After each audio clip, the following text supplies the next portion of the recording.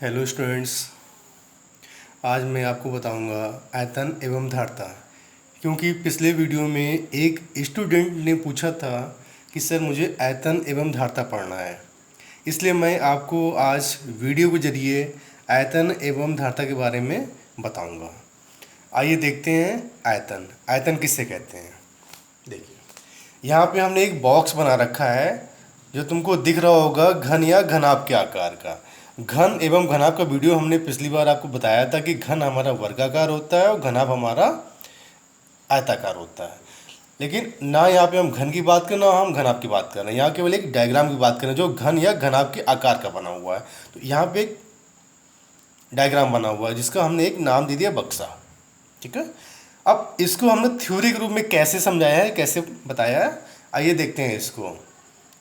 यदि एक बक्से की बनावट पर बात करें, यदि एक बक्से की बनावट पर बात करें तो हम देखते हैं, ये बक्सा बना हुआ है, हम इसकी बनावट पर बात करें तो हम देखते हैं कि इसकी लंबाई, चौड़ाई और ऊंचाई होती है। एक बक्से की मैं बात कर रहा हूं जिसमें लंबाई भी होती है, चौड़ाई भी होती है और ऊंचाई होती है।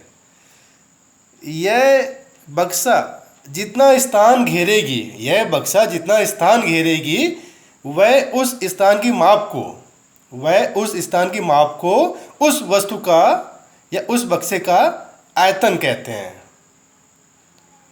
ठीक है, कैसे, आइए देखते हैं। यदि एक बक्से की बनावट पर बात करें तो हम देखते हैं कि इसकी लंबाई, चौड़ाई तथा ऊंचाई होती है।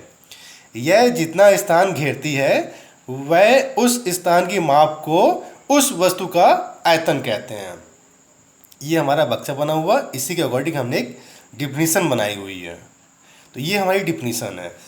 जैसे हमारे पास कोई ठोस चीज़ है, वह जितना स्थान घेरेगी, वह जितना स्थान घेरती है तो उसी माप को आयतन कहते हैं। आयतन में हमारा लंबाई होता है, चौड़ाई होता है और ऊंचाई होता है।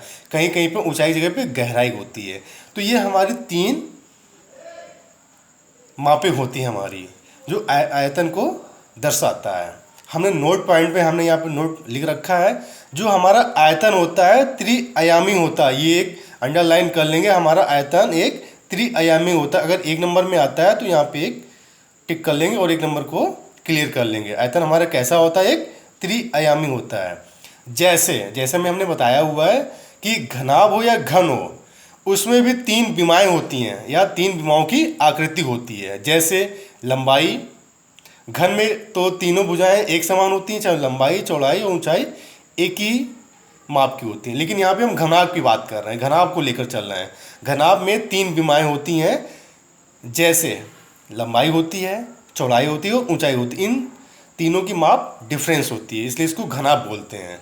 तो आयतन एक त्रिआयामी है, जैसे घनाभ भी तीन विमाओं की आकृति होती है, इसकी विमाएँ भिन्न होती हैं। ठीक, जैसे में हमें बताया हुआ है, ये ओ ए ये हमारी लंबाई है, ओ सी ये हमारी चौड़ाई है, ओ पी ये हमारी ऊंचाई है, ये ऊंचाई को दर्शाता है। ये हमारी लंबाई, ये मेरी चौड़ाई और ये मेरी ऊंचाई होती है। तो ये होता है हमारा आयतन। अब आयतन का मान कैसे निकालते हैं। आयतन का मान तीन आयामों के गुणनफल से ज्ञात किया जाता है। आयतन का मान तीन आयामों के गुणनफल से ज्ञात किया जाता है। आयाम का मतलब उसकी माप, लंबाई, चौड़ाई और ऊंचाई। जैसे में आयतन बराबर हो जाएगा हमारा लंबाई, चौड़ाई, ऊंचाई। ये होता है आयतन ज्ञात करने का फॉर्मूला। आयतन बराबर लंबाई होती है, चौड़ाई होती है और ऊंचाई होती है। और आयतन की इकाई कैसी होती है। आयतन की इकाई होती है घन इकाई। आयतन की इकाई घन इकाई होती है। यहाँ पे हम अंडरलाइन कर लेंगे। अगर पूछा जाए कि आयतन की इकाई कैसी होती है तो आप बोलेंगे घन इकाई में होती है। तो ये हो गया हमारा आयतन। ये मेरा आयतन हो गया कि आयतन किसे कहते हैं, वो आयतन हमारा कितने आयामी का होता है और आयतन का मान कैसे निकालते हैं और आयतन की इकाई किस में होती है। ये हमारा पूरा आयतन हो गया। अब चलते हैं धारता। अब धारता की बात करते हैं। सर्वप्रथम हम ये देखते हैं कि जो धारता की जो इकाई होती है हमारी लीटर में होती है। धारता की इकाई किस में होती है, लीटर में होती है। यहाँ पे अंडरलाइन कर लेंगे। आइए इसकी परिभाषा देखते हैं किसी बर्तन में जितना द्रव मीन्स तरल पदार्थ, जैसे दूध हो गया, पानी हो गया, जितना भी तरल पदार्थ होता है वो हमारा द्रव कहलाता है। द्रव, किसी बर्तन में जितना द्रव ब्रैकेट में तरल पदार्थ भरा जा सकता है वह उसकी धारिता होती है। यानी कि एक बर्तन में जितना तरल पदार्थ भरा जाता है वही उसकी धारिता होती है। ठीक है, ये ध्यान रहेगा। एक बर्तन में जितना भी तरल पदार्थ भरा जाता है वह उसकी धारिता कहलाती है। अब देखते हैं इसकी माप। द्रवों की माप आयतन के रूप में ही होता है। द्रवों की माप आयतन के रूप में होता है। जब किसी बर्तन में हम तरल पदार्थ भरते हैं तो उसमें लंबाई भी होती है, चौड़ाई भी होती है और ऊंचाई भी होती है। इसलिए धारिता के द्रवों की माप आयतन के रूप में ही होती है, क्योंकि आयतन में लंबाई होती है, चौड़ाई होती है और ऊंचाई होती है। और जिस बर्तन में द्रव भरा जाता है और जब उसकी हम धारिता निकालते हैं तो उसमें लंबाई भी होती है, चौड़ाई भी होती है और ऊंचाई भी होती है। यह मैंने एक डायग्राम बना रखा है, आइए देखते हैं। क्योंकि द्रवों को भरने के लिए जिन बर्तनों की ज़रूरत होती है या रखा जाता है तो उस बर्तन में लंबाई, चौड़ाई तथा ऊंचाई होती है। ठीक है, लंबाई होती है, चौड़ाई होती है और ऊंचाई होती है। इसलिए इसकी माप आयतन के रूप में ही होती है। इसलिए इसकी माप आयतन के रूप में ही होती है।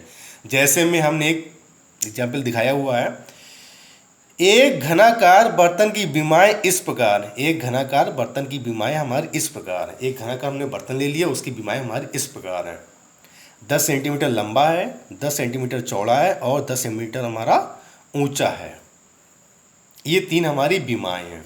अब इसका पहले हम आयतन ज्ञात करते हैं। आयतन कैसे निकालते हैं? आयतन बराबर क्या होता है? लंबाई होता, चौड़ाई होता और ऊंचाई होता है। तो लंबाई भी दिया गया, चौड़ाई भी दिया गया और ऊंचाई दिया गया। तो आयतन की पहले हम माप ज्ञात करते हैं। तो आयतन बराबर लंबाई 10, चौड़ाई 10 और ऊंचाई 10। इन तीनों को मल्टीप्लाई करेंगे तो कितना आ जाएगा? 1000 घन सेंटीमीटर, 1000 घन सेंटीमीटर, या घन सेंटीमीटर लिखो या 1000 सेंटीमीटर क्यूब लिखो। ये इसकी माप है। और अगर धारिता की इकाई की बात की जाए तो धारिता की इकाई में 1 लीटर बराबर कितना होता है? 1000 घन सेंटीमीटर। 1000 घन सेंटीमीटर। और हमने यहाँ पे क्या दिखाया हुआ है?